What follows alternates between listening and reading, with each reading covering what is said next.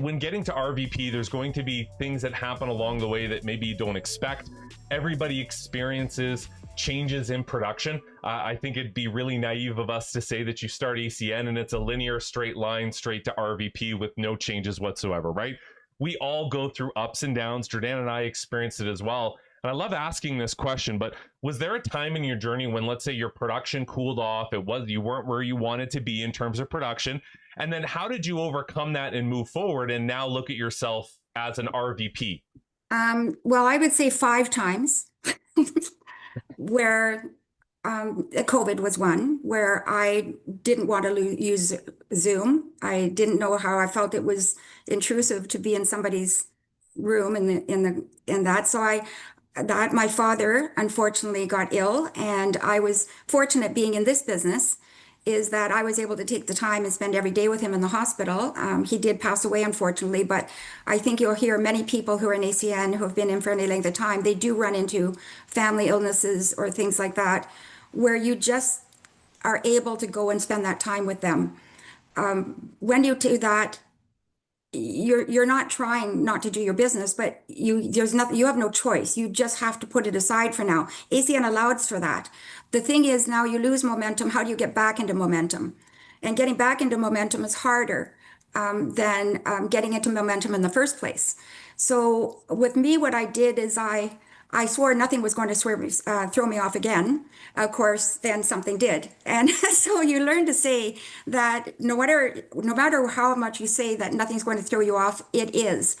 But each time that happened, I became more determined to actually hit my goal. And again, I learned something that I'd like to share.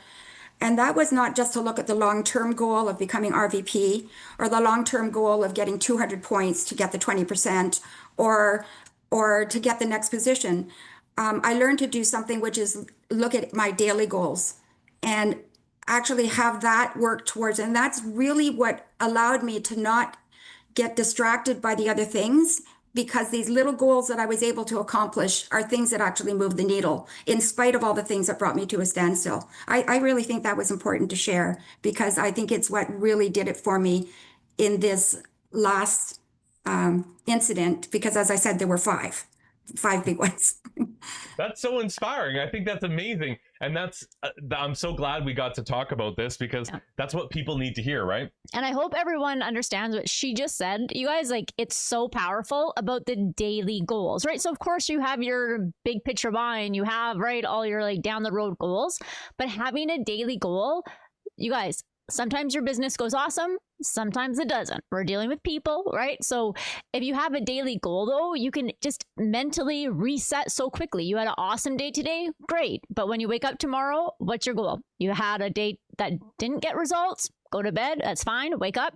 What's your goal for tomorrow? So having those daily goals, it makes you be a lot kinder to yourself, but then it also takes that, like that stress off of like, oh, I'm getting so far off my goal. So understand what she just said about having the daily goals. That's something that you can implement immediately in your business. And if you guys do that, you'll start to see a shift right away.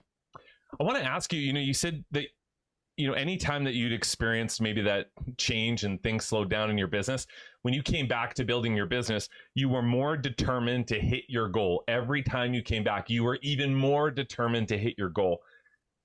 What could you describe to us made you more determined? Was it going back to your why, or what do you feel was the thing that that caused you to never let go of that caused you to continue to be determined and come back even stronger every single time? Oh, well, it's sort of it's kind of what Jordana just said. It's for me, like my dad, that happened with my dad. I struggled. I thought, I couldn't help it. I had to be with my father, and I wouldn't have traded it. And so the end of the year, I swore, I'm not going to let this happen again this year. So I'd have to define it as the year that my dad was there. My dad was ill, and it distracted me from my business. The following year, I was determined not to let it happen. And then it started creeping up, and it was happening again, this time through my mother. And so instead of, like what Jordana said, instead of my father, the situation that couldn't be changed, distracting me from my business, I actually used the daily goals to distract me from being distracted by the new incident. And so just those little bits, like Jordana said, I was able to forgive myself, still deal with the issue that was going on, still be there and be present, and then to still move my business forward.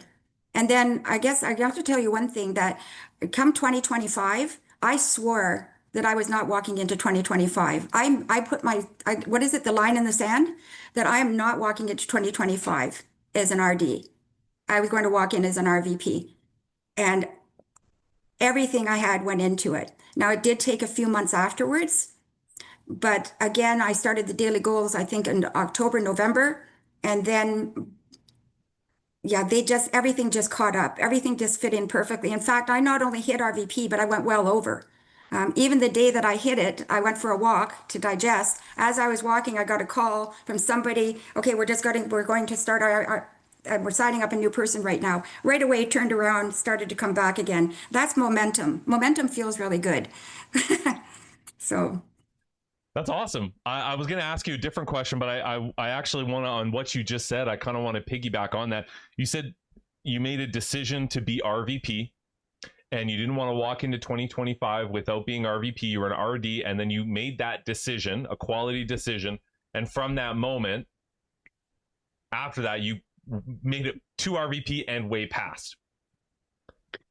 That's right. How important are decisions in your ACN business? And for people on this call listening to this that are struggling to hit goals, and there may be, they are RC and they're struggling, they want to get to RD and they're trying. How important is a decision, making a quality decision? What does a quality decision look like in your ACN business? It's a declaration. It's not just a decision, it's a declaration. You share it. You share it with other people, and that holds you accountability in a way. Share it with the people that you're working with. I wanted to say when I gave my little testimonial, you don't become RVP by yourself.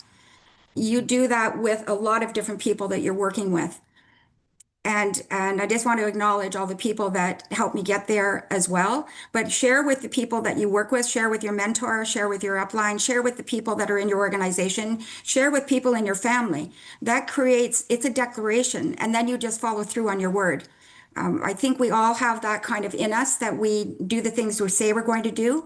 And when you have that extra oomph of your character, and following through on what you say you're going to do, it helps with those little things, that making a decision whether you want to pick up the phone to talk to somebody about that, or whether you're going to do something that doesn't have to do with your business. You will choose the one that is on the side of your business. And those little things add up to momentum. They call it the compound effect, I believe.